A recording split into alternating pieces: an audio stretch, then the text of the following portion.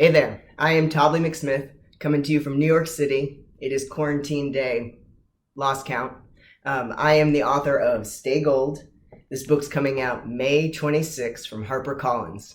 It is a young adult novel set in Texas, my home state. It's a love story between Pony. He's a transgender boy who's transferring to a new school and going stealth, meaning he's hiding his gender identity in hopes of living in his eyes, as he sees it, a normal life. And Georgia, boom. She's a cheerleader.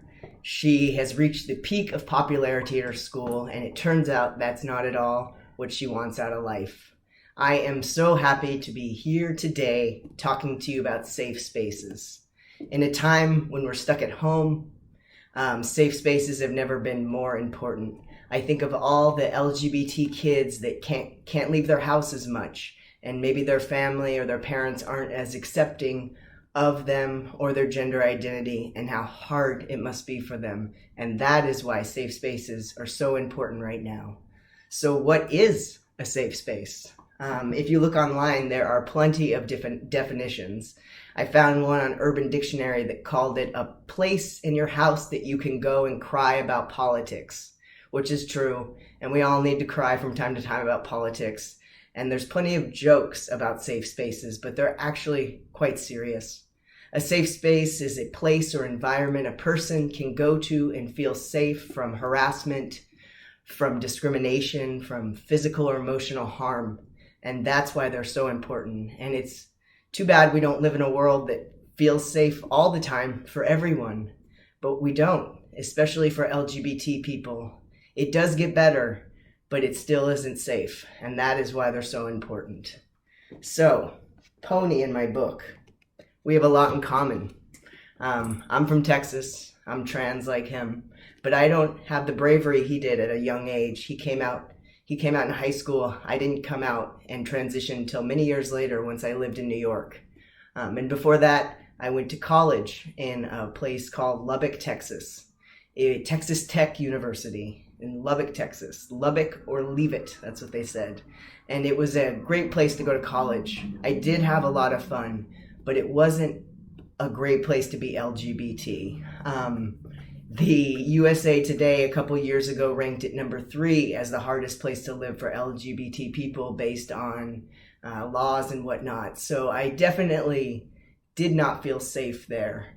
I did try to find community and safe spaces. I checked out the LGBT campus. I looked at their site online, and it actually had a panic button. It had a button you could push when you were looking at the LGBT site to go away, and it turned it into an Excel document in case someone walked by and you needed to hide that you were looking at that website. And that is what it felt like in Lubbock. It felt like you had to hide who you were. And that led me to live a double life full of anxiety and confusion. It was exhausting, and it was surviving. It was day-to-day surviving. And one of those days, I had to go to the public library to pick up a book for a school project. And so I walked into this library I'd never been before, and the smell of books immediately hit me, which is always so calming. And I started walking around, and no one was judging me or paying much attention to me. And I was able to go and look at the LGBT books and not feel like anyone was going to say anything. And for once, I kind of felt safe. So I started going back to this library. I would go back and grab a stack of books and read them in the kids section overlooking a man-made lake, because in Lubbock all the lakes were man-made. But I would read these books. I would read biographies of comedians, of people in Saturday Night Live, and I would dream about moving to Saturday Night Live and doing comedy. I read Gilda Radner's bio. It was amazing. And what that library allowed me to do was to dream big. I felt safe enough that I could be myself, and that allowed me the space to dream.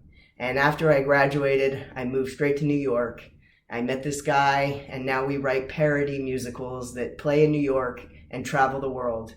So I was actually able to accomplish this dream, and I have so much gratitude for that library and the safe space that it did give me to dream big. Now, Where can you find safe spaces? Libraries are obviously a great one, even though many are closed right now, but we hope they'll open soon. Pony, in my book, I would say his safe spaces are movies. He loved to watch movies and escape in them. He loved to dream about helping make them someday. Georgia, she found her safeness in people and trusting them. And through Pony, she's actually able to dream about writing. And so people can also be a great safe space. Behind me, I wanted to show you, this is my writer's desk. I left it messy just for you. But this is definitely my safe space where I sit day and night and I dream about big things. So there are plenty of places that can feel safe.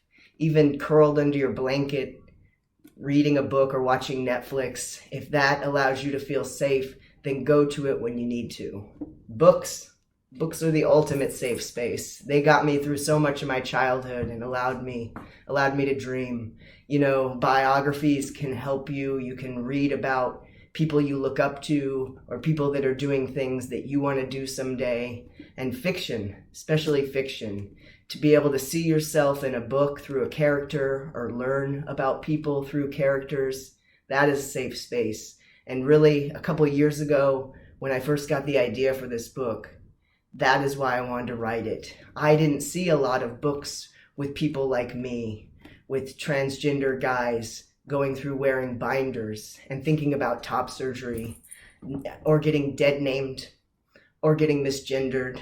I didn't read a lot about coming out, to your family and friends, but also publicly in workplaces or at schools, and coming out to girls that you have crushes on and hoping that they won't not like you after they know your secret, right?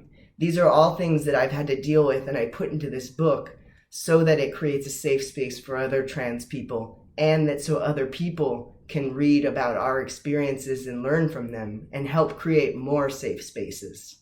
That's the hope. And at the end of the day, this book is about staying true to yourself. And that's what's so important. Thank you for spending this time with me. I hope that you'll go out there and find your safe spaces and go to them when you need to go there. For all the kids at home, all the LGBT kids, you just hold on. This will pass. And you just have those big dreams and you run towards them as soon as we're allowed to leave the house. Thank you for listening to this. I hope you'll read this book or recommend it to someone that you think could use it. Have a great day.